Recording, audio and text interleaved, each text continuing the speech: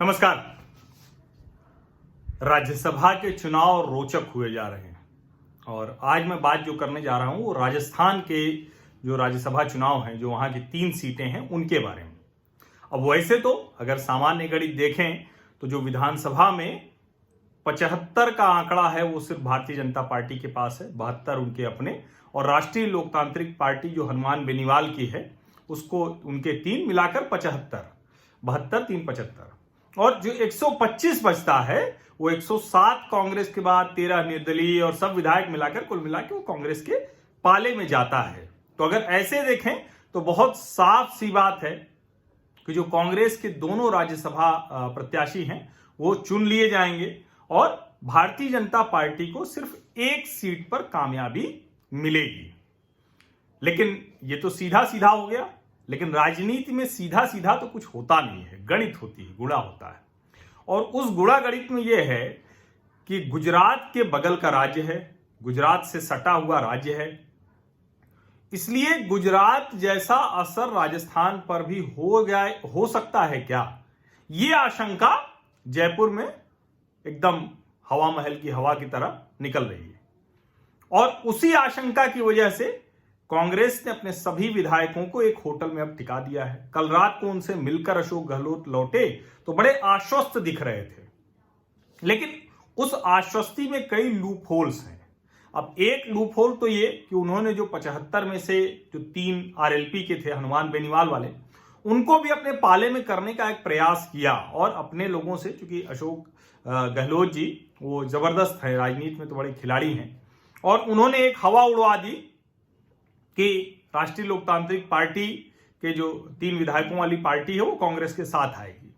अब ये हवा उड़ी तो उसके बाद एक चल पड़ा कि भाई ये तो बेकार है, क्यों भाजपा 2 खड़ी कर रही, वैसे भी बड़ा मुश्किल है, अब तो एकदम संभव नहीं है। लेकिन हनुमान बेनीवाल जो राष्ट्रीय लोकतांत्रिक पार्टी के अध्यक्ष हैं, चूंकि वो भाजपा के ही साथ हैं और उन्होंने तो बाकायदा अपने ट्विटर खाते पर मोदी की ही फोटो भी लगा रखी है, उन्होंने कहा है कि राज्यसभा चुनाव को लेकर अशोक गहलोत प्रायोजित सभी संभावनाओं का खंडन करती है। कौन? राष्ट्रीय लोकतांत्रिक पार्टी। सीएम साहब, आरएलपी का उदय जमीनी संघर्ष से हुआ है, आप इस वहम में नहीं रहें, क्योंकि आरएलपी है, बसपा नहीं, क्योंकि बसपा बार बार टूट जाती है, वो जीतते हैं बेचारे बसपा के टिकट पे और सब बेचारे चले जाते हैं सत्ता के लिए कांग्रेस में। आपको खुद के दल पर ही भरोसा नहीं, इसीलिए कांग्रेस के विधायकों की बाड़ेबंदी कर रखी है। अभी जो बाड़ेबंदी बेनीवाल जी ने बोला उसमें बीच में खबरें आने लगी कि जैसे ज्योतिरादित्य सिंधिया वो मध्य प्रदेश में चले गए, ऐसे ही राजस्थान में सचिन पायलट वो छोड़ सकते हैं। अभी अभी उनके पिताजी की कहें कि पुण्यतिथि भी है, अभी उनको याद किया उनको, तो उसको अभी तुरंत बीती है। तो अब लेकिन सचिन पायलट ने बहुत साफ कहा कि मैं प्रदेश अध्यक्ष हूं और मेरी जिम्मेदारी है सबको साथ लेकर चलना। लेकिन सब जानते हैं कि सचिन पायलट नाराज हैं। सचिन पायलट जो चाहते थे वो उनको नहीं मिला, वो मुख्यमंत्री बनना चाहते थे, उप मुख्यमंत्री और प्रदेश अध्यक्ष से संतोष करना पड़ा। ये सब बातें हैं और जो अभी जो कहें कि खेमेबाजी है तो उसमें इधर से वसुंधरा खेमे के जो लोग हैं वो क्या बातचीत हो रही है क्या, तो कई खेल कर रहे हैं। क्योंकि अशोक गहलोत जी हैं तो वो खेल करेंगे ही करेंगे। लेकिन कुल मिलाकर बहुत आसानी से जो कांग्रेस के दोनों प्रत्याशी हैं, केसी वेणुगोपाल और नीरज डांगी, वो जीतते दिख रहे हैं। जो भाजपा ने 2 प्रत्याशी उतार दिए हैं, और राजेंद्र गहलोत और ओंकार सिंह लखावल, अब इसमें एक तो जीत जाएंगे, दूसरा प्रत्याशी क्यों उतारा ये समझ में नहीं आ रहा है। क्योंकि पहले तो एक कांग्रेस के प्रत्याशी उतारना चाह रहे थे, जैसे वहां उन्होंने किया है गुजरात में, तो उसी तरह की कोशिश थी वहां, लेकिन यहां नहीं हो पाई, तो अब तो कहां से वोट मिलेंगे। लेकिन अंदर खाने राजस्थान के जो जयपुर के हवा महल में है, वहां एक हवा ये उड़ रही है, सचिन पायलट समर्थक कई विधायक अंदर खाने टूटने को तैयार बैठे। अब वो थोड़ा सा 2-3 चीजों पर मतैक्य नहीं हो पा रहा है। एक तो कहां एडजस्टमेंट होगा पायलट साहब का, पायलट साहब कहां एडजस्ट होंगे। दूसरा, राजस्थान में गद्दी कौन संभालेगा, क्योंकि वो आएंगे तो सिर्फ राज्यसभा के लिए नहीं आएंगे, वो जैसा मध्य प्रदेश में हुआ है वैसा होगा। और क्या कुछ विधायक क्रॉस वोट करेंगे। अब ये सारी चीजें चल रही हैं, इस बीच एक खबर जो है, जो बड़ी खबर है, सचिन पायलट भाजपा संघ में कुछ बड़े लोगों से मुलाकात कर चुके हैं। ये एक बहुत बड़ी खबर है, जो राजस्थान की राजनीति पर नजर रखने वाले लोग हैं वो जानते हैं, और उन्होंने हाल फिलहाल ये मुलाकात की है।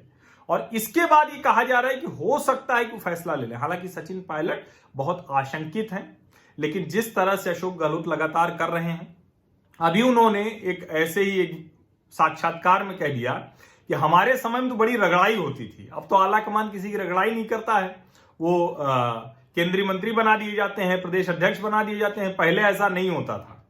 अब ये जो अशोक गहलोत साहब ने कहा, भले ही उन्होंने किसी का नाम नहीं लिया, लेकिन सीधे सीधे सचिन पायलट पर ही हमला है।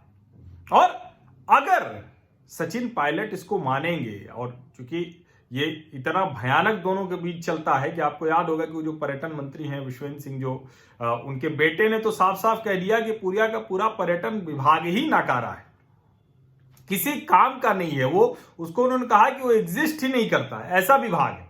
अब इस तरह की लड़ाई के बीच में भाजपा का एक प्रत्याशी जीतने की स्थिति में दूसरा प्रत्याशी उतार देना बहुत सी हलचल राजस्थान की राजनीति में पैदा कर चुका है।